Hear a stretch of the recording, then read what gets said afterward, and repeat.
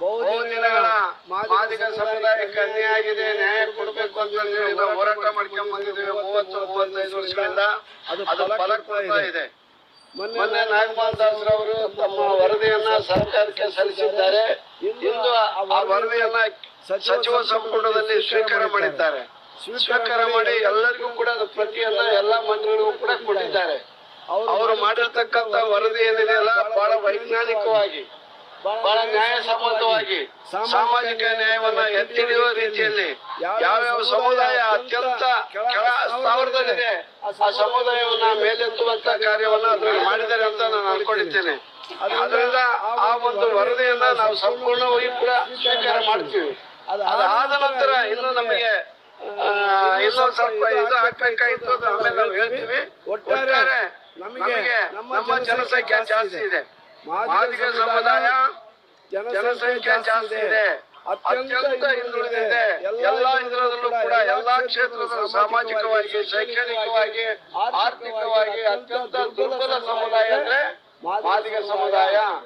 Supreme court ಹೇಳಿದ್ರೆ backwardness ಆಧಾರವಾಗಿ ಇಟ್ಕೊಂಡು ಮಾಡ್ರಿ ಅಂತ ಹೇಳಿದರೆ, ಅದನ್ನ ಆಧಾರವಾಗಿ ಇಟ್ಕೊಂಡು ನಮಗೆ ಏನು 6% ಕೊಟ್ಟಿದ್ದಾರೆ. ಆದ್ರೆ ನಮ್ಮ ಸಮುದಾಯ ನಾವೆಲ್ಲ ಕೂತ್ಕೊಂಡು ಮಾತನಾಡಿ ಮುಂದೆ ಯಾವ ರೀತಿ ಇದು ಮಾಡಬೇಕು ಅಂತ ಹೇಳಿ ನಾವು ಯೋಚನೆ ಮಾಡ್ತೀವಿ. ಜೊತೆಗೆ ಈಗೇನಿದೆಯಲ್ಲ ವರದಿನ ನಾವು ಸಂಪೂರ್ಣವಾಗಿ ಸ್ವೀಕಾರ ಮಾಡ್ತೀವಿ. 7 ಆಗ್ಬೇಕಾಗಿತ್ತು, 6 ಕೊಟ್ಟಿದ್ದಾರೆ. ನೋಡೋಣ, ನಾವೆಲ್ಲ ಕೂತ್ಕೊಂಡು ವರದಿನೆಲ್ಲ ನೋಡ್ಕೊಂಡು ಆಮೇಲೆ ನಾವು ಇದು ಮಾಡ್ತೀವಿ.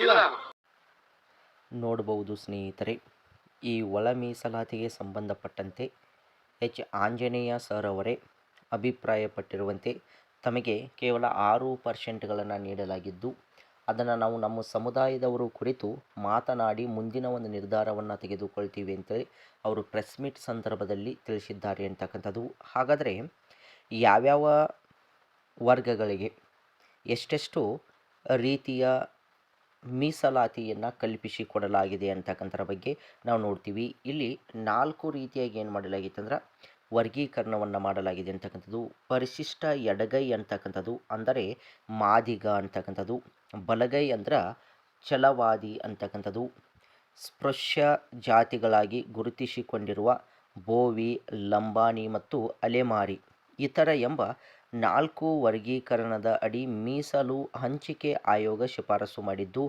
ಈ ವರ್ಗೀಕರಣದಡಿ ಜನಸಂಖ್ಯೆ ಆಧರಿಸಿ ಮೀಸಲು ನಿಗದಿ ಮಾಡಲಾಗಿದೆ ಎಂದು ತಿಳಿಸಲಾಗಿದೆ ಅಂತಕ್ಕಂಥದ್ದು. ಹಾಗಾದರೆ ವರದಿಯಲ್ಲಿ ಯಾವ ರೀತಿಯಾದಂಥ ವಿವರ ಇದೆ ಅಂದ್ರೆ ನೀವು ನೋಡಬಹುದು.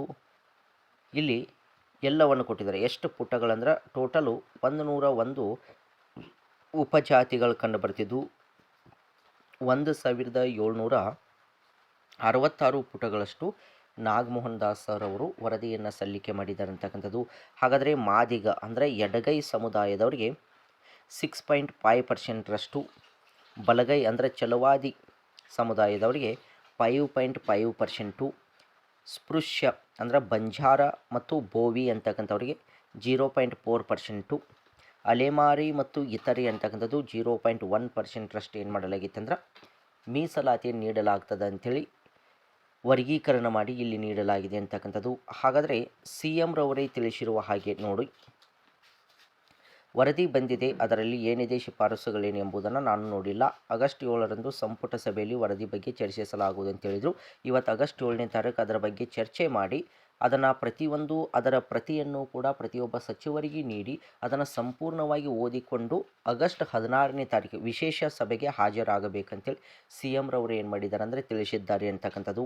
ಹಾಗಾಗಿ ಇದು ಇವಾಗ ಸಚಿವ ಸಂಪುಟದಲ್ಲಿ ಅದು ಚರ್ಚೆಯಾಗಿ ನಂತರ ಅದನ್ನು ಮಂಡನೆ ಮಾಡುವುದರ ಮೂಲಕ ಅತಿ ಶೀಘ್ರವಾಗಿ ಏನಾದರೂ ಜಾರಿಗೊಳಿಸಿದರೂ ಸಹ ಈ ಪರಿಶಿಷ್ಟ ಜಾತಿಯ ಕೆಲವೊಂದಿಷ್ಟು ಉಪ ಸಮುದಾಯಗಳು ಸಹ ಅದರ ಬಗ್ಗೆ ಒಂದು ಭಿನ್ನತೆಯನ್ನು ಅಥವಾ ಹೊರಡಿಸ್ತಕ್ಕಂಥ ಒಂದು ಕೆಲಸವನ್ನು ಮಾಡಬಹುದು. ಹಾಗಾಗಿ ಇದು ಯಾವಾಗ ಜಾರಿ ಆದ ನಂತರವೇ ಅವರ ಒಂದು ಅಭಿಪ್ರಾಯವನ್ನು ಏನು ಮಾಡಲಾಗ್ತದೆ ನೋಡಬೇಕಾಗ್ತದೆ.